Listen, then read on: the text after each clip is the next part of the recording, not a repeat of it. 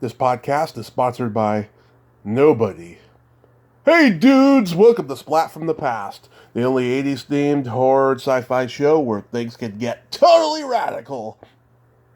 Now, I am just so fucking excited for today's show because I will be interviewing Danyi Deats. Danyi Deats, of course, is Jamie, the dead girl in the 1986 teenage true crime classic River's Edge. It's not really true crime, but it's a murder story nevertheless. I'm having her on the show today to talk about that. She was also a junkie in the Susanna Hoffs movie, The Allnighter, directed by her mother, Tamar Hofs, who should be coming on the show sometime this year. I'm working on it. And Danyi also she transitioned into producing music videos for such artists as Bryan Adams, Tina Turner, Rob Zombie, Brian Setzer, Sting, Elvis Costello. She even produced a Mr. Big video, and I'm going to talk to her about all that stuff today, and it's going to be fantastic. So fantastic. Also, by the way, I meant to say this yesterday. Rest in peace, the legendary stand-up comedian Paul Mooney, who was just so brilliant. You know, the guy had to live in Pryor's shadow for so many years, but he was just as brilliant, nevertheless. So, rest in peace, Paul Mooney. So, yeah, here is my interview with Danyi Deats.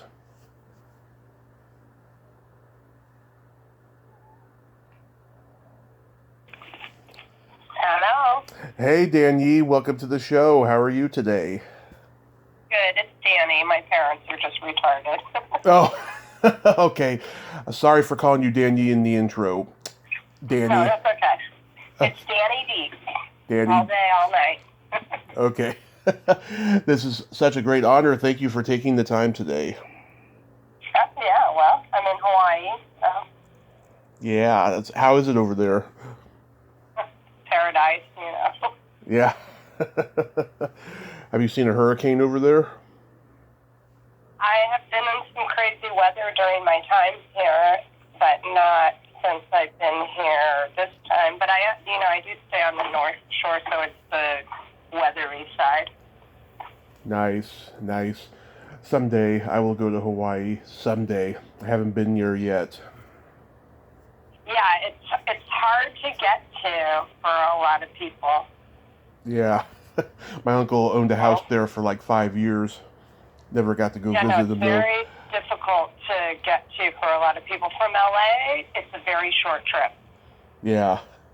From LA, it's like how the East Coasters do the Bahamas. Like it's quick, like going down to St. Croix from Florida, kind of thing.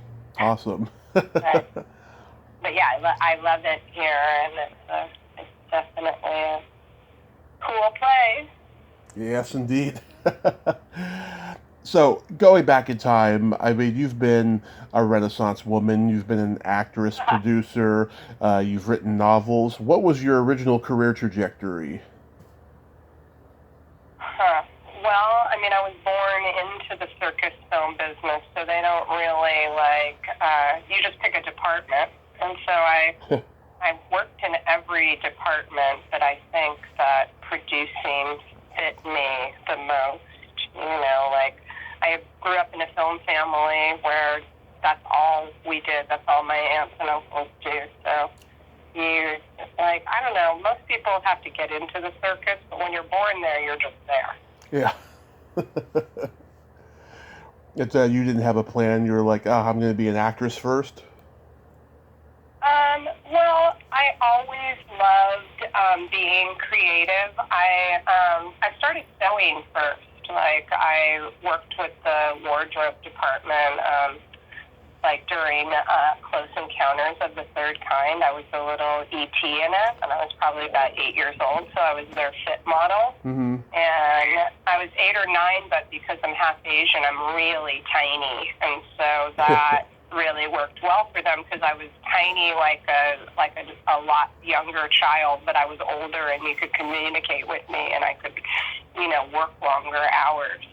and I got really into, and you know, for my dad, when he was a key grip, there's a lot of rags and big backings that they use, so I learned how to sew early, and when I learned how to sew, I started like just always like dressing up, like, and you know, when you think about the 80s, that's when I would have been a teenager. Right. I was into like punk rock and the culture club and like cross-dressing, being gay, like just any kind of like alternative stuff, and I started making clothes. Mm-hmm. And Tiff and I, we used to get dressed up, and Tiffany and I she's my best friend, still is. We used to get dressed up in our outfits and go to Hollywood Boulevard or Melrose and make money because tourists would take pictures with us because they come to Hollywood and be like, oh, look at those girls. They're all dressed up. And we make like $5. And there was a extras casting place on Hollywood Boulevard, this lady named Janet Cunningham, and she got all like punk rock or alternative looking people, work. And so we would go out on these like castings or be like extras, like in, I don't know, diners or whatever. I mean, I never really thought, oh, gee, I want to be an actress like actresses do. Tip really like studies. Her mom was an actress. She wanted to be an actress. I'm just like, I can be in any department. On a film set, I could be in any department. I mean, I don't like sound that much, but I could do the rest. Yeah. You're talking about Tiffany Helm, of course. Yeah, of course. Yes, my best friend for life. A two-time guest of the show. We used to do all kinds of like fun movies. We'd go out on auditions together. When I did The River's Edge, she went out for the audition, and I was just, waiting in the casting room for her. Yeah. Wow. So I wasn't really planning on getting that role. I just happened to be there. Yeah. That's how that works in Hollywood, right? Absolutely, yeah. Anything can happen in Hollywood, anything. Well, I think they were looking for somebody young that was willing to, like, get naked, that didn't look like a porn star. Right. And a lot of people that were willing to, like, do it looked, just not the right thing. And, I got cast that day and went to the set from the casting. And they were already, like, filming, thinking that they were going to, close on this last part. And Tiff went in for the reading, and when the casting director came out, she was like, I'd like to see you read. And I'm like, oh, well, I'm not here for that, but maybe I'll help you. And then, boom. Yeah. Tim Hunter, he was coming off of directing Sylvester, which was a family film about a horse.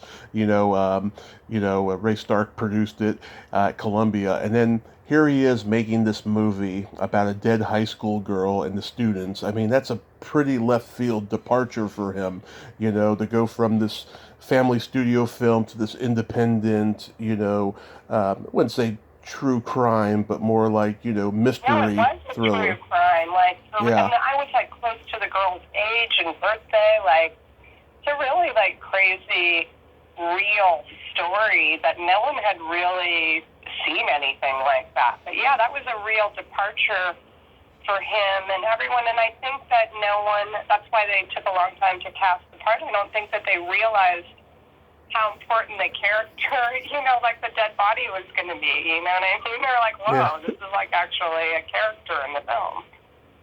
Yeah, I mean, you certainly embodied it, no pun intended. Well,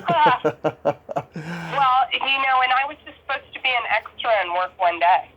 Oh, yeah? Yeah, I was supposed to just like go there to the school in Tahunga. And, I was going to work like, 1 or 2 days, no lines, whatever. Like, it wasn't going to be a thing. But then once I worked, then they were like, oh, no, we want you to come up and do the filming in Northern California. And it was so insane. It was freezing. They were understaffed, undercrewed. Like, I had no idea what I had said yes to. I was like, oh my, they put me in the river, they rolled me down a hill and let grips catch me naked. Like, I was like, wow, this is insane. But yeah, and how about this? I was 19, like I didn't know that later it would be a billboard and my dad and my family would see me naked, and like, I like didn't like really put it all together. Was it a full-length body billboard? It was, yeah, I'm laying in the grass, and it was clear that I didn't have clothes on. It didn't show any nudity, but then when the grips and other film people started going, hey, Dickie, your daughter's like naked in a film. Have you seen? It's like full frontal nudity. My dad was like, what in the fuck are you doing? I was like, I didn't know. I didn't know.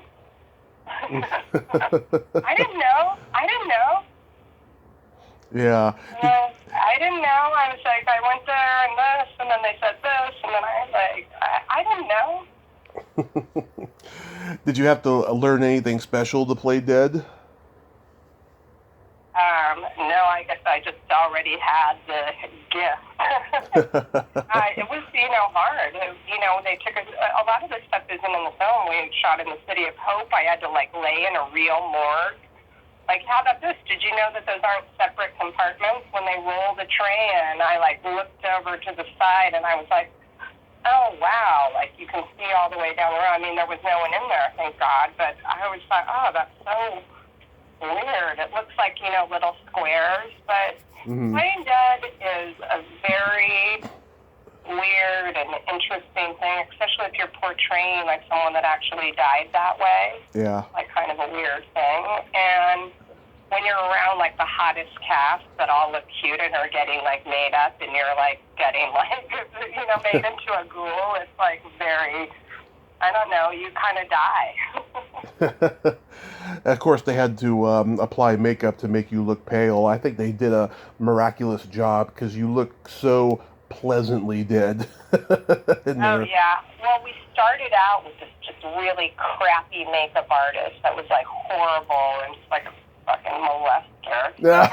And, just, like, going around your nipple with the fucking brush and stuff. Of course. And then they, like, got, like, a good guy. And this other guy that came in that did the actual makeup, like, he, like, studied forensics and how, like, blood settles in your body. And he, like, transitions, her over the days. Like, she starts to, like, decompose or whatever. And, yeah. He was, like, just so cool. And, I mean, I was 19 getting body makeup. Like, you're rubbing me and whatever. I'm walking on the set naked. People are acting around me. The grips are coming in. Like, a fly crawls across my, like, face, and I don't move. Like, I was like, this is insane. Like, what the fuck am I doing? But I was born on set, and so I'm always like, oh, do your job. Like, don't do a bad job. Yeah. How was work? That's like, oh, go ahead. Kind of driving you. No, go ahead. How was working with the rest of the cast? Again, I liked them all, but I felt a little, again, outcast. I really got along with Keanu. Like, I thought that he was very cool, and I loved the two girls, Ione and Roxana, but, they were a lot younger than me. Mm-hmm. I ended up, like, friendly with my killer, Daniel Roebuck, and we became, like, friends after, and, like, he was like a cool weirdo like me. Where the other ones were, like, cutely cast, so, and we were, like, awkward. Like Tiff, if you look at her picture, she's always going to be, like, the classic beauty, that L.A. blonde with the eyes and the thing and whatever. Yeah. I'm like the half Filipino, like, what is she, like, the dark, moody. I'm the friend. Like, if you look at reform school girls, and they're like, I'm the friend. I'm complicated. Did you get to spend any time with Dennis Hopper? Yeah, I had a scene with him and Daniel, and I mean, I've always, I've grown up around. Sorry, it's okay. Let me answer that again. I've grown up around celebrity and actors and whatever, and I'm going to share this little thing with you. Like, from the crew side, we really don't interact with the talent. Yeah. And there's like a weird, I don't know, we almost think that they ruin things, so I never identify with like actors or anything. I'm never impressed. I think that's why I didn't follow it. Yeah. I'm more of a lion tamer than a lion. And I work good with actors, but I don't like acting. Yeah. You know, I just am like, no, it's not for me, and I don't not appreciate it. I see how hard it is. Right. But I also just see, like, you know, in my writing and in my novels, I started to write about being in the circus, and, you know, the thing about lions and the thing that I learned is you only get 15 minutes in the spotlight. And then it's, like, over. And if you were, like, cool for 15 minutes, they let you, like, downgrade to the second and third ring, like, nicely and whatever. But, you know, all celebrities are caged. They're lions. They can't go out without a handler. They can't go to the grocery store. They can't be in a thing. It's like you give up so much for that celebrity that for me, that's just not worth it. I'm like, there's not enough money in the world worth, like, not being able to just go to the store and not have someone talk to you. During the River's Edge, having guys look at me like they jerked off or like they knew a secret, like, I really hated that when I was young. Now that I'm older, like, seeing myself naked at 19 is, like, cool. I'm like, yeah, that's amazing. But back then, it's just, like, so intense, you know? You're like, oh, there it is. That's all of me. So what do you do? You know? And that was, in the 80s, very rare. Like, you're not going to see very much if you Google around full-frontal nudity of a little 19-year-old.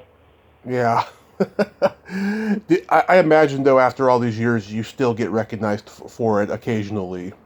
Oh, yeah. Some people that really like that, like, know right away. Like, I'll be in a store, and it don't have to be, like, a certain age person, but they're like, I know you. Yeah. I'm like, they're like, I love that movie, or, you know, so I'm like, they go, I love you, or something. But, yeah, people that loved it, because I think it was the first kind of, like, breakfast club, like, these, like, odd kids that had a secret, like, you know, it was this cool thing that a lot of movies after it, like, think about Less Than Zero and, like, all these sort of, like, coming of age, you know, films, and that's what it really is. It's a coming of age. Like, your fucking best friend kills someone and is like, don't tell anyone. I think you're just as recognizable in this as Cheryl Lee is for Laura Palmer in Twin Peaks. Oh, thank you. Absolutely, absolutely. And I met Cheryl Lee a couple of years ago, and I said to her, what's the secret of you not aging because you look great? She gave me a kiss on the cheek for that. No, that's a good one, but yeah, that's magic the makeup, right, or something. I guess. I mean, she had no Botox, at least, which is good. Yeah, no, I'm not on any of the stuff, and I don't take. What I believe is what's inside of you, like, comes out. People always ask me, Danny, how can you still look the same as back then? They go on my Instagram, and they're like, what is it? And I'm like, I'm a happy person. Oh. Like, as I age, I'm cool. And I didn't, like, Hollywood and that whole thing, like, that's just like a little dot. It didn't get me. Where, you know, like I told you, I have a kid with Jamie Walters. Like, for him, not like Time and His Life and Beverly Hills 90210 and The Heights and whatever. Yeah. Like, that was like the time. Like, and I just never wanted there to be a time. I'm like, my whole life's the time. Like, I don't want it. It's like in the other thing, you get like a moment and you get your show or you get your Oscar or whatever, but it's fleeting. Yeah. It doesn't last. I have this idea, like, in my lion writing that I'm like, when the lions are young, we just decorate the cage with mirrors, and they just look at themselves and they, love it. I go, but as they get older, we put monitors in and we show them their work, and then they feel like accomplished. But when they get older, we take all of that away, and we don't use mirrors. We don't show them their work. We just try to make them comfortable. Mm-hmm. So then, and that's the thing. I've had my production company for 20 years, so I've had these directors from when they were babies first getting out of school to being like, Danny, what's up? Why can't you get me a job? I'm like, well, you're the oldest fuck in Hollywood. That's why. But let me try and see what I could do. Like, that's the lineage or the line. But you could be an old as fuck producer or art director, but in front of the camera, it's windows. You have your young thing, then you have your I don't know who I am, and then there's like an old thing that comes along. If you stay attractive when you're older, you can be like the mom, the grandma. Yeah, so many people I've talked to. Rock and roll. That's not going to happen unless they want like an old witch or something. So many people I've talked to, they don't mind, being the old character actor now because, at least they're still getting work. Yeah, I think that's. But I'm saying it's phases because I'm a producer. I look at people, and there's that phase in the middle where I'm like, oh, she's too young for mom, but too old, or she's too old for mom, too young for whatever. Like, there's that phase like in the middle that no, I love that there can be like a second honeymoon. So I told Jamie, I was like, listen, you're bald and a fireman. There might be a second honeymoon for you on a sitcom. Yeah. So then you get to play a junkie in the Allnighter. How did that come about? That's, what is that called when you're not actually acting? I forget what that's called. Being an extra. There's an acting term for it, like, or you're submerged in it. But, I really have some acting chops when I want to do that because I just grew up on set, drugs always got in the way of any type of like career moves, and thank God jail got in the way of like drugs. So then when I had to get on a court order to get my job, I became a producer, and then I've just pretty much been cool since then. But yeah, all my roles, if you look at them from like Reform Schoolgirls with Tiff or any of these like things, I'm always like a bad girl. I was on this one show called, what was it called? Outlaws? Outlaws is one, and then there was a show called Hard Copy, and it was about these two reporters that solved crimes, and I worked at the Atomic Cafe, and so I would tell them, oh yeah, I saw that guy down on 6th Street, or he was over on, as this little informant, but got to wear like, all my rock and roll clothes. And my mom worked for the president of television at Universal. Mm-hmm. Worked at Universal for 36 years and spent her last 6 years working with Dick Wolf at Law and Order. But my parents aren't alive anymore. My mom died in a car accident and my dad died of a heart attack. But I grew up on the Universal backlot from the age of 2 until, 15, 16, like every day, like when families were the studios before it was like a business. It was run by like families. Yeah, I had a heart attack in a car accident 6 years ago, so I can relate. I'm so sorry. I'm glad that you're still here. Yes, that's why we're talking. It was kismet, Yeah. It's meant to be, so. Yeah. You survived it. My parents, they had to get out of here. But yeah, sometimes these things like happen. I'm having a life change. That's why I'm here in Maui. Yeah. But lions find me anywhere. Let me just tell you. I was here for like 2 weeks, and already Mick Fleetwood's like, hey, Danny, come work at my place. There's like, there's lions everywhere. I can find them drop me off in any town, and I'll find you a lion. So what was it like working with Tamar Hofsto? I'm supposed to interview her soon. Is that the director? Of the Allnighter, yeah. Well, I think that for me, that was just such a small, like, part or scene that, you know, it was cool to really get to work with them, and, like, we got to stage out a fight, and, like, she had to, like, hit me, and, like, I had, like, I mean, really cool to work with, you know, actors and people that were very different than the River's Edge, where I was just, like, laying down on the ground. Like, I was like, oh, I actually have to, like, do some stuff here.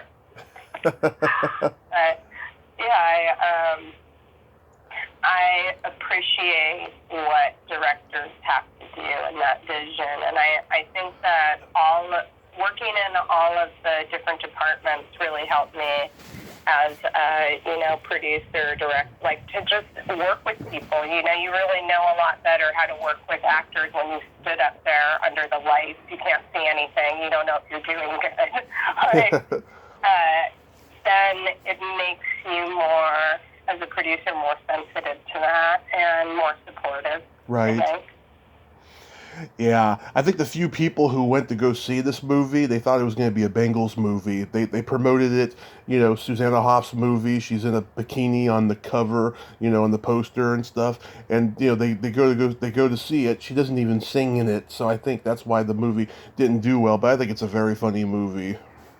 Yeah, I thought that it would. I thought the same thing, and isn't it funny that it all comes down to the trailer and how they, like, market it or sell it? Right. But I think it was really at that time where there were these, like, breakout characters, whether you were Demi Moore or, like, the St. Elmo's Fire. Like, you know, it was at, like, a certain time where they were trying to come up, and I was, like, doing a lot of castings, but again, I was just so hard and alternative, and, like, I just couldn't, I feel like I could, if I was the me now today, I, like, could work in this market. It's like I was, like, from the future back then. Yeah.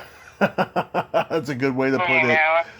Yeah. I was from the future back then, but I could see, I'm like, this was, like, before this time.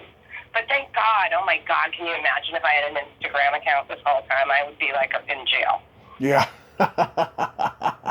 Exactly. And I just started following you on Instagram. Okay, good.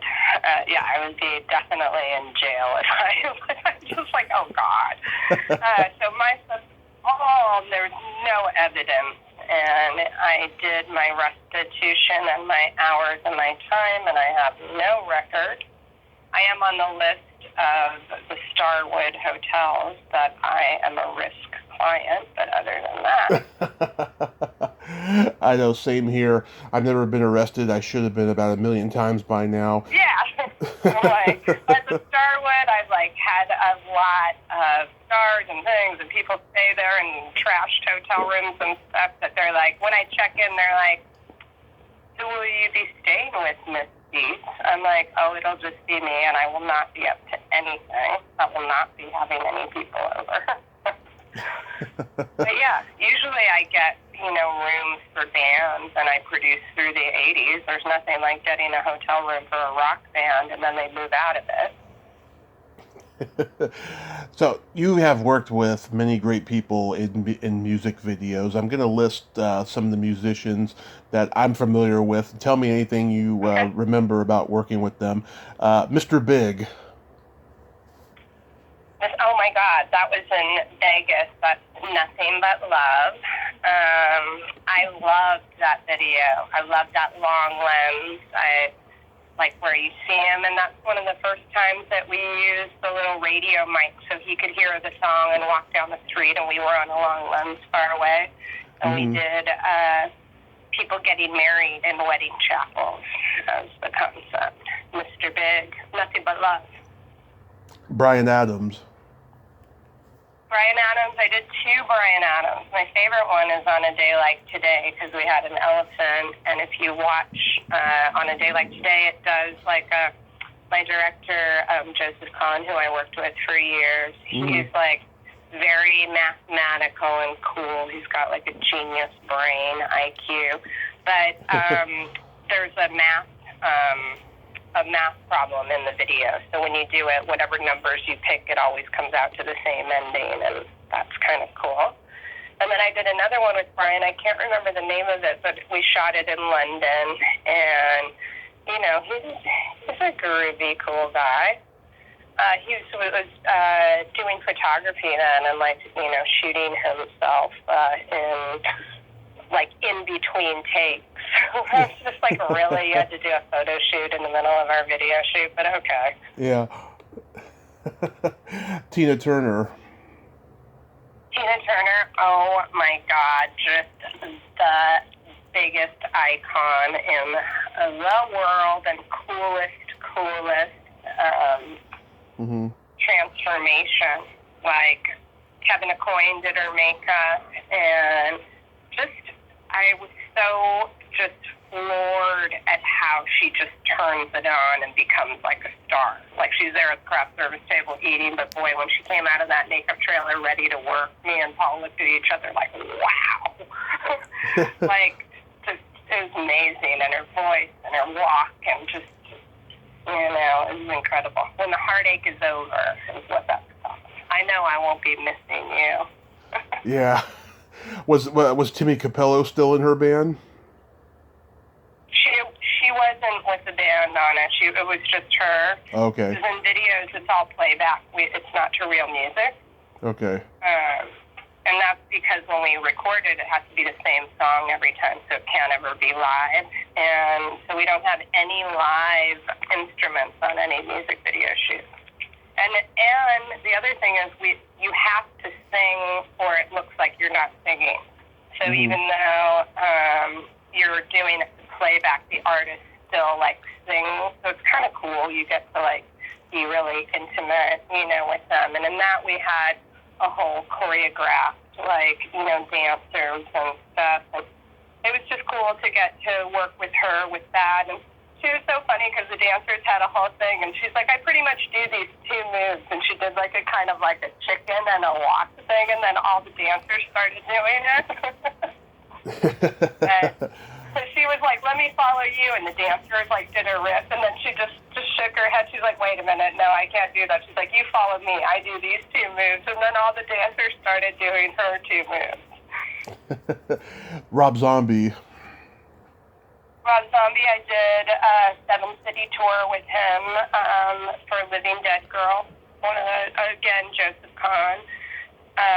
Hard job because Rob was really wanting to, you know, become a director at that time. I had a baby in the tour bus. Like, I was breastfeeding with the nanny, with the thing, doing 7 like cities where every night we would shoot and then we would pack up and drive to the next city. So hard, but, you know, I love live music. I love working with artists, and I love that videos are time capsules. You know, they last forever. You could just like go and watch it any time. But they're, you know, they're brutal. brutal. Yeah. Brian Setzer. I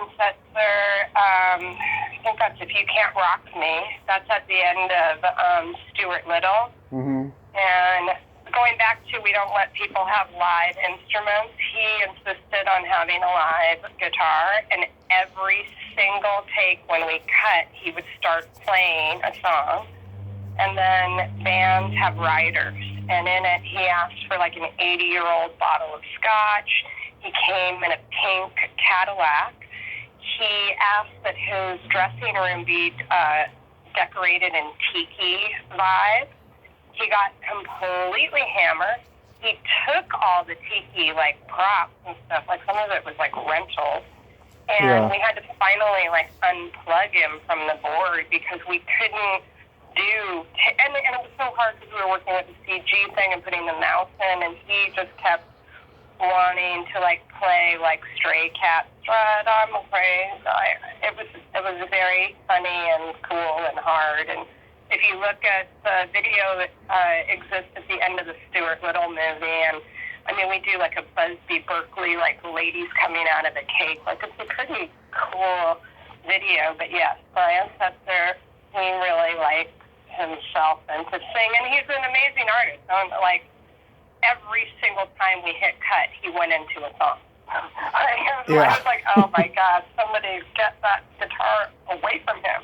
He's a fucking survivor of the music industry too, you know. He stays true to what he fucking wants to do, and he doesn't let anybody get him down. I waved at him as he left. I was like, fucking take all that shit. It's your video.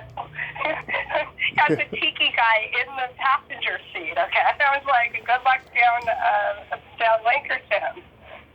Yeah. Sting, Desert Rose. Okay, well, I will tell you this. Mm-hmm. I love him. Got to do, like, yoga, and he loves me. He sang Don't You Want Me, Baby, and karaoke to me.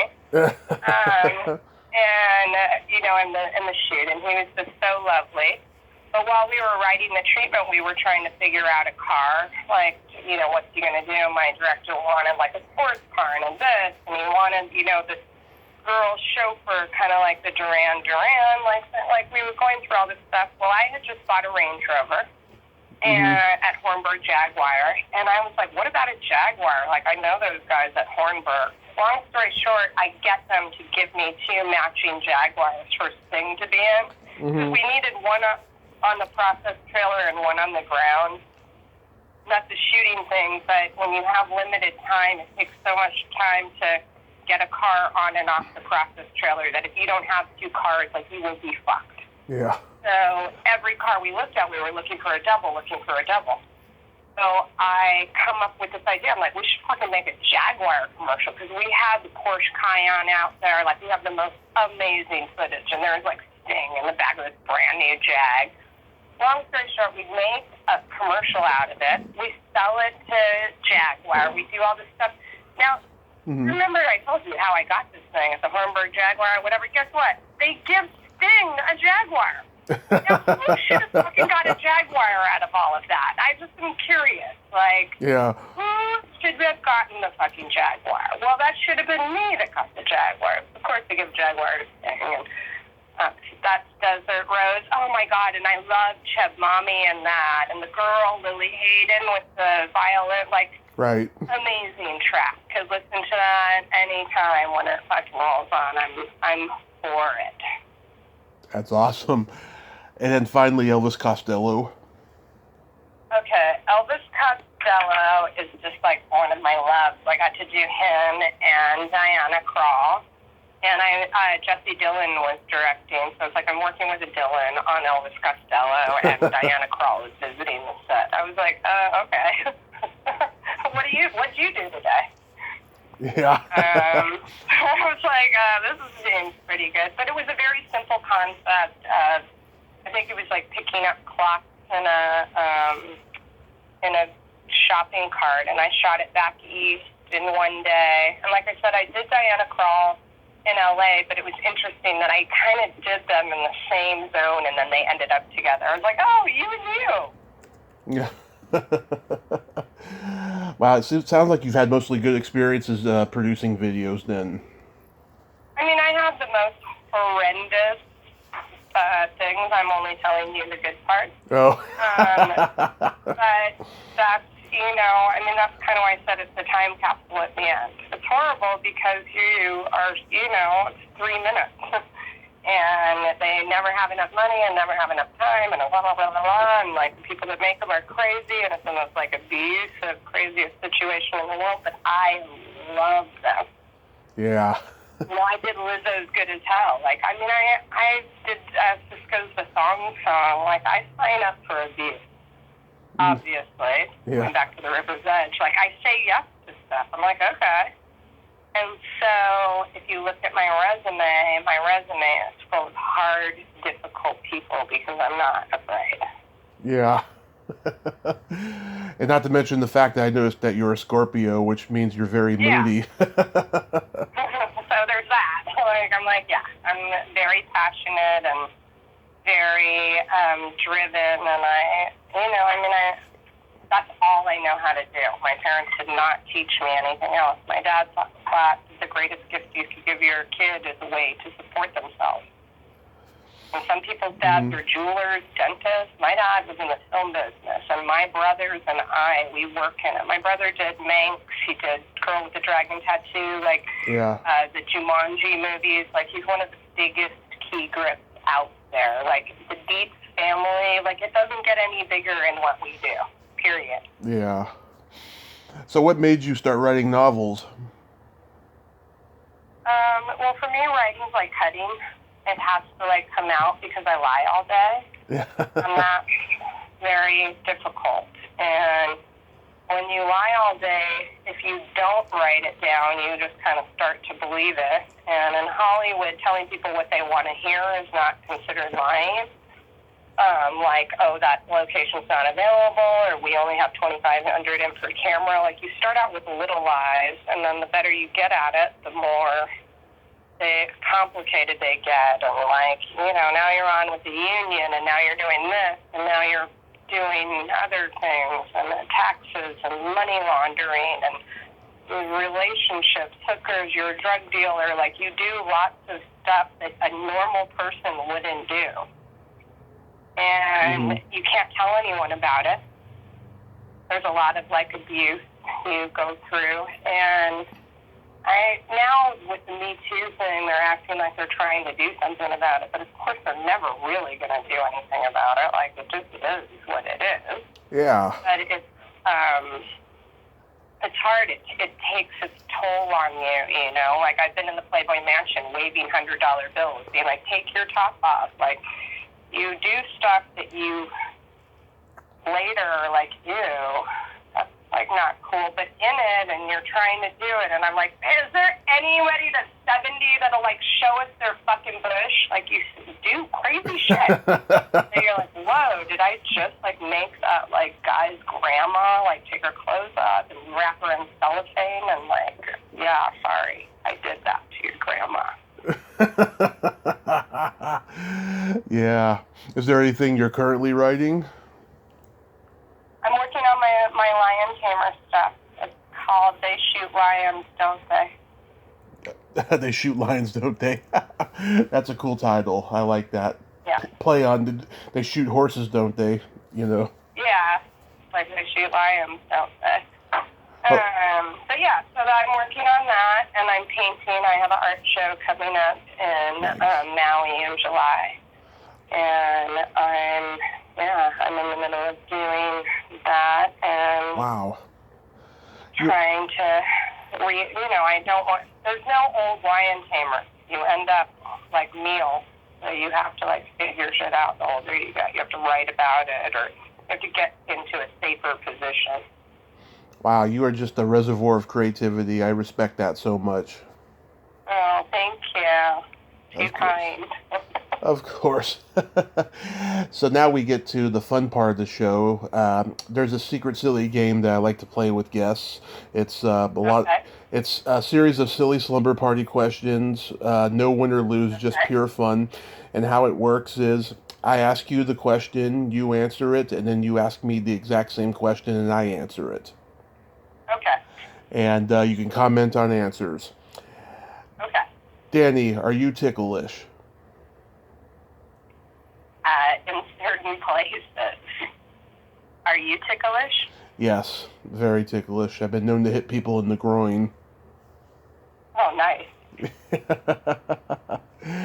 What's your favorite part of the body? It could be anything. What's my favorite part? Well, I guess of his body, but I don't know. I like eyes. Eyes is a very popular one. I mean, eyes is like what people, like, look at. That's your first judgment. But they're like, oh, it depends. Like, I like weird things like shoulders, feet, like, other things. But I like eyes on the first notice and smile. Oh, those are the depths of the soul, as they say. Yeah, you can tell everything. What do you like?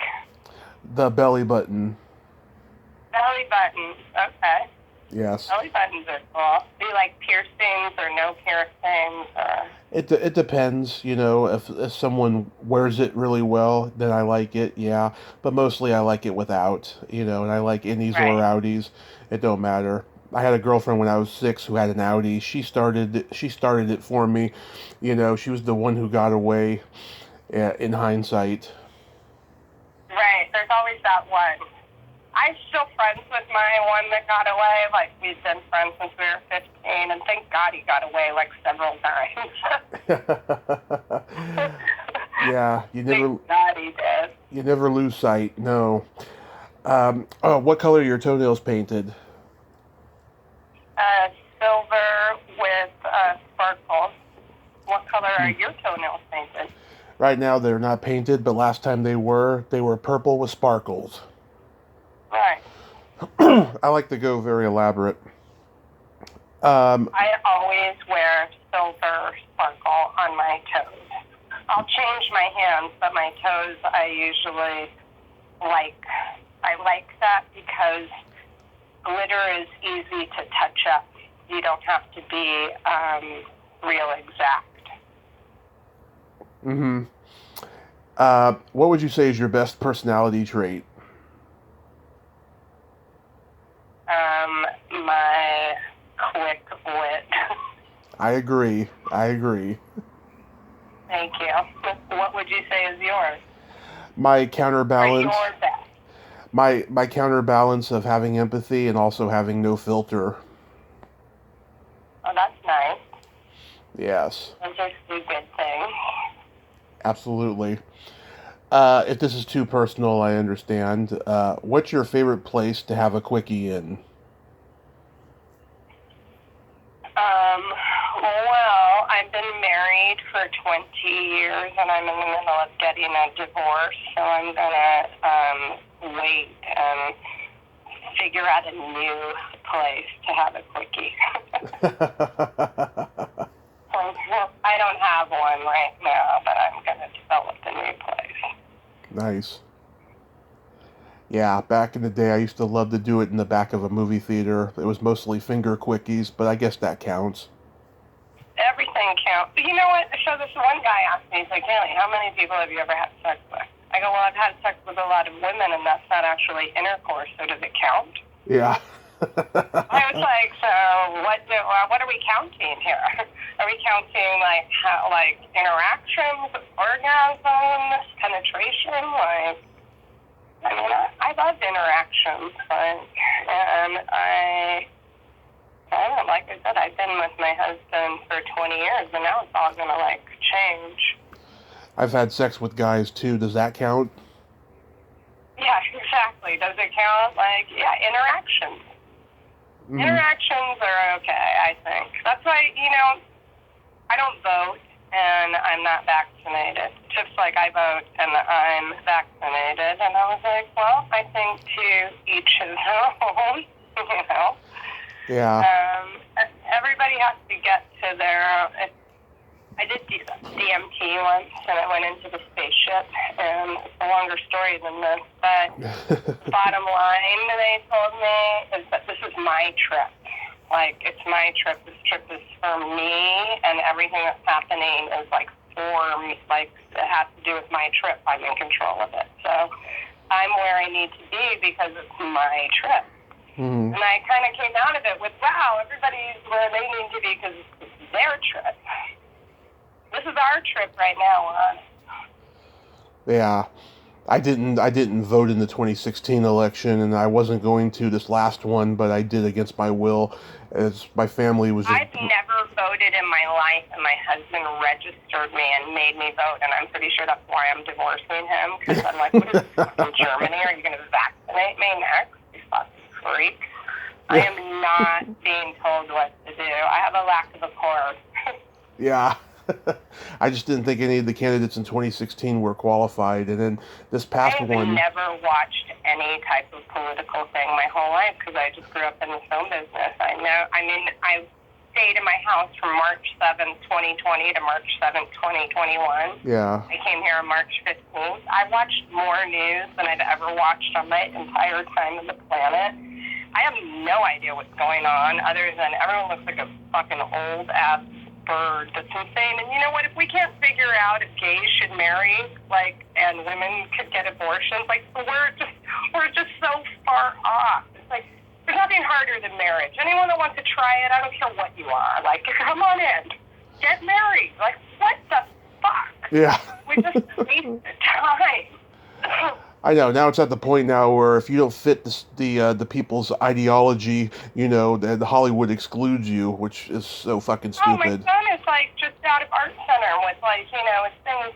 I was like, hey, what happened with the ICM agents? It's like, oh, they're only signing black people or Asians right now. I was like, oh, okay. Yeah. Fuck. And he's like, I did tell them that I'm 38% Filipino because of you. I did my thing. I was like, well, hopefully that'll work. Yeah. Just start clicking Asian on your thing. And then my favorite question of the game, is there a stinky smell that just makes you gag? A stinky smell that makes me gag.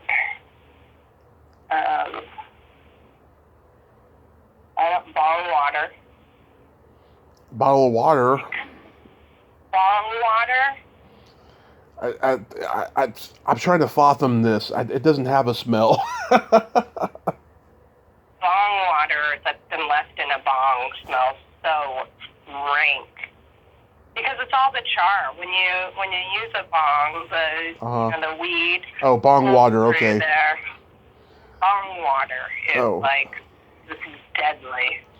That is true. If you smell that in your room, forget it. Get a new room. Because you will smell it every time you walk in your room from then on. And so will your parents. Yeah. Oh, God, yeah. I know exactly what you mean now. Yeah. So I'm like, oh, as soon as I smell it, I'm like, oh, what? For me, it's either farts or feet. Well, those are equally as disgusting. I'm not one of those kind of people where you're allowed to, do that in front of me, and I have to be with, Mr. Clean. I'm like, if you get near me, I'm like, let me check you out. What do you have going on? Yeah. And no food. If you even suggest to bring, I will, if they're like, oh, do you mind if I do this? I'll be like, do you mind if I throw up, during, there can be no talk of food, smell of food, any type of food items, anywhere that has to be in the kitchen. Exactly. I'm like, that has to be in the kitchen. I'm all for anyone liking food, but there's a clear line for me. I have a funny joke for you.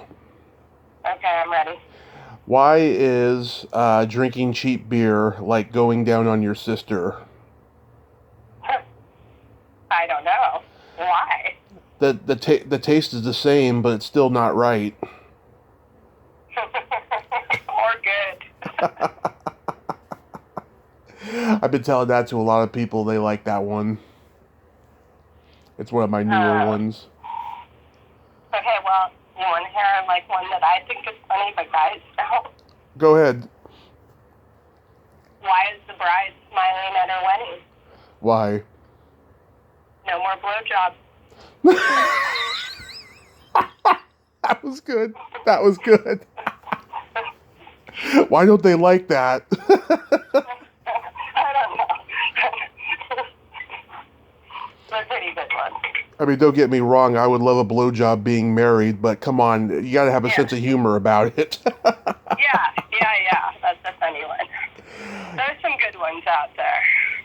I know. I remember the first time I interviewed Tiffany, I told her a bunch of ones that were pretty lame and stuff. It was only because I had just started podcasting. I didn't want to offend anybody yet. Now I just don't give a fuck. Yeah, well, and then you get a better interview. She's so funny and intelligent and has, just so much wit. I love her. Yeah, I adore her, too.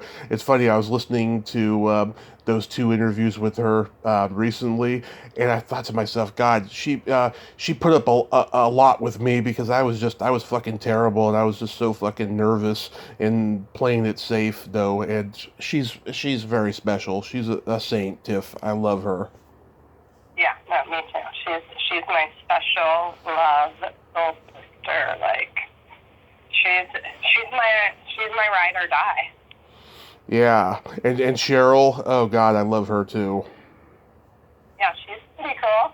I don't know know her as well as Tip, but like I said, she was in the show with Jamie. Like, it's all that 6 degrees of separation. But yes, I love that you know our whole little clan. Absolutely, you know. I mean, it's funny because I've talked to I talked to this one actress who was, you know, from the punk rock crowd, right? She was an absolute cunt, I'll tell you. And I actually took that interview down and shit. She was like all pissed off that I didn't edit or something like that, you know. So I just took it down, right? But I'll tell you, your clan of punk rockers are fucking awesome. It's fun, and like that's what it's supposed to be. It's supposed to like inspire people to like want to be and do and try. It's like there's this Love and Rocket song that I always say to Tiff, and there's this one line in it that says, "Live the life you love, use the God you trust, and don't take it all too seriously." Very well said, Danny. Very well said. Well, I thank you so much for coming on today, and I hope you have fun in paradise over there. Thank you so much. And that some of your aloha and magic, and then yeah, just check in, follow me. You'll see my art show coming up soon. Yes, thank you for sending me that picture of your feet the other day. Yes, and you'll see my glitter. Well, have a good one, and thank you again. I appreciate it, and I hope that we connect again, Tommy. I would love to, yes. So be safe, you know, wear your mask, even though you're not going to get vaccinated. Yeah, you never know, I might. I just, like, want to wait a year to see if people start, like, the shit starts falling off. I want to get the latest. Well, they figure out what's wrong with the first batch. Well, I got mine twice, so if anything falls off, like my dick or anything, I will let you know. Oh, please. Could you put me on that call list? Yeah. You have a great day. Thanks, you too. All right, bye. Bye-bye. Well, there you have it. Danyi Deats. Danny, not Danny, Danny. Ain't she a sweetheart? Oh my God, what a wonderful lady she is. And I'm glad we got to have that conversation today. I like her an awful lot. Well, until next time, this is Tommy Throwback Kovac saying, there's no shame in living in the past, because the present sucks. Later, dudes.